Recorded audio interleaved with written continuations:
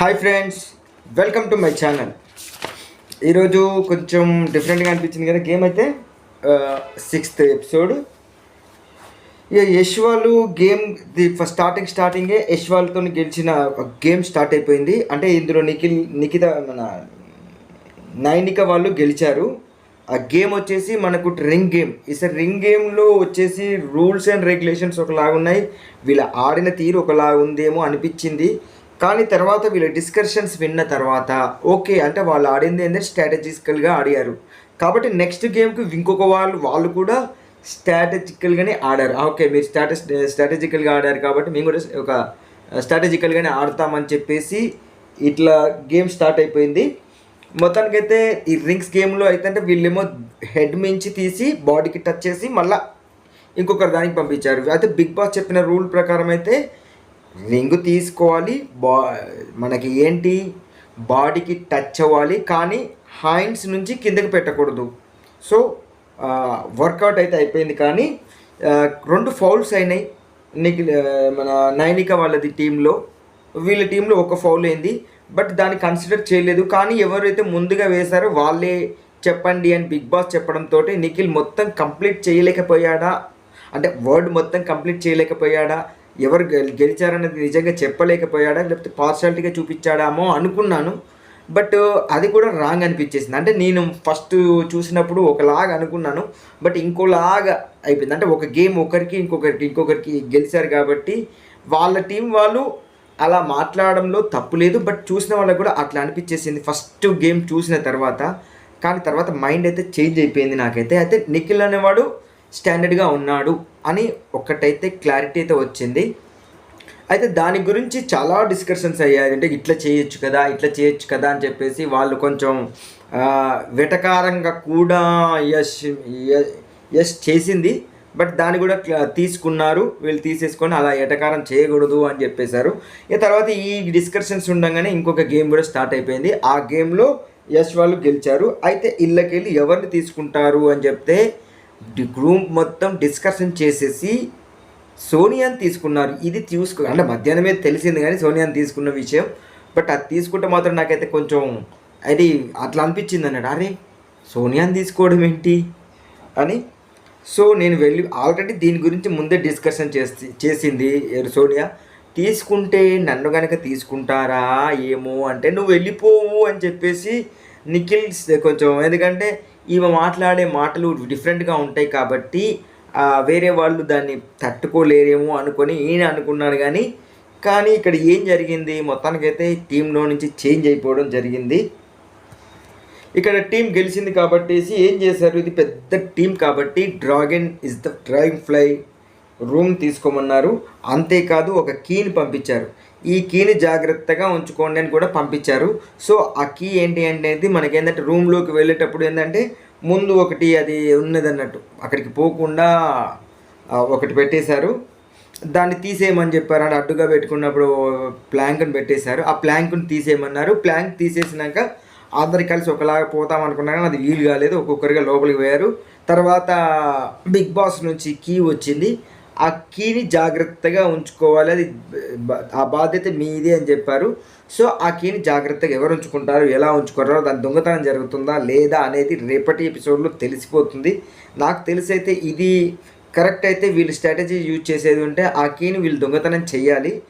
So దొంగతనం జరుగుతుందో లేదో అనేది, ఎందుకంటే ప్రీవియస్ బిగ్ బాస్ షోలలో ఇలా వీటిని జాగ్రత్తగా ఉంచుకోవాలి అంటే దాన్ని తీసి దాచిపెట్టేసి చేసిన కార్యక్రమాలు కూడా ఉన్నాయి కాబట్టి సో అలా నేను అనుకుంటున్నాను.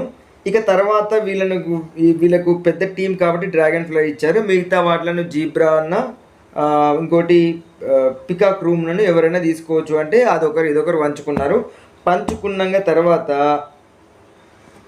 కాకపోతే ఇక్కడ ఏంటంటే పార్షాలిటీ చూపించారు అని చెప్పారు. ఎక్కడైతే చూపించినట్టు అనిపించలేదు.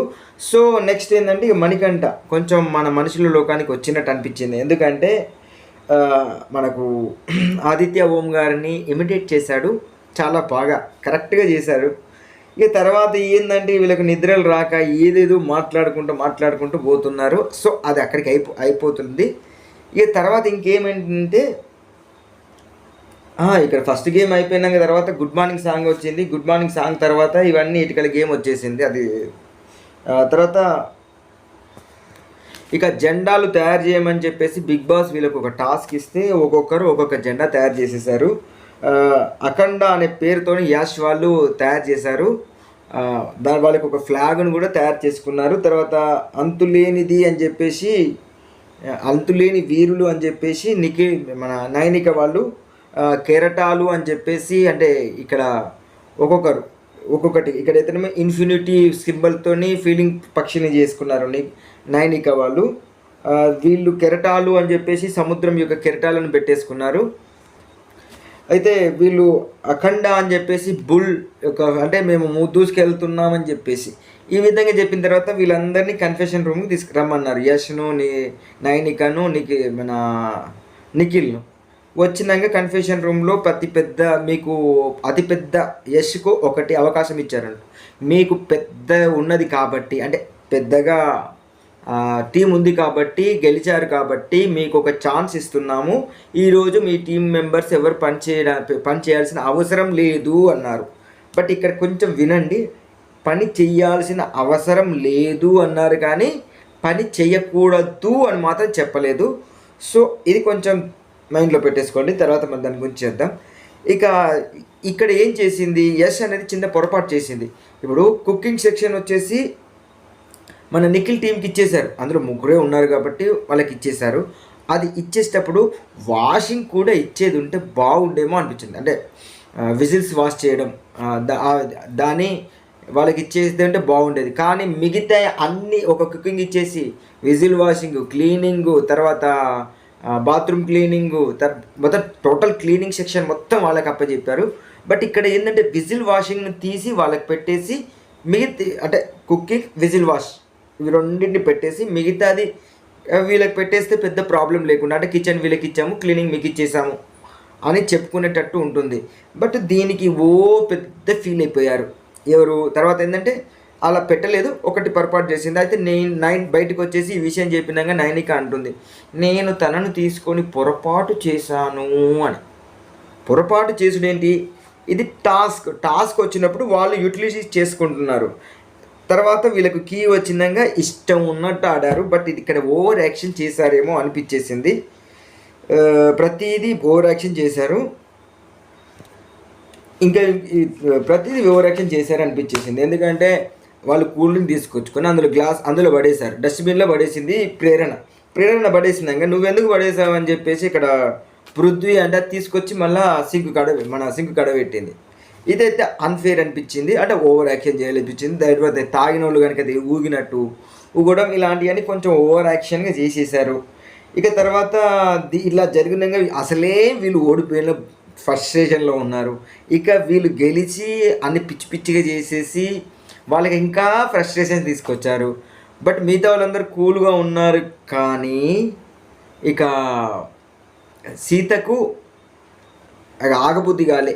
ఎందుకంటే ఎగ్గు పోసుకోవచ్చా అని చెప్పేసి, దీంట్లో పోయేసుకోవచ్చా అని చెప్పేసి అడిగితే అప్పుడు సీత అడిగింది, మీరు డిపార్ట్మెంట్కి చేస్తారు, మా డిపార్ట్మెంట్కి కూడా చేయండి అని అడిగింది.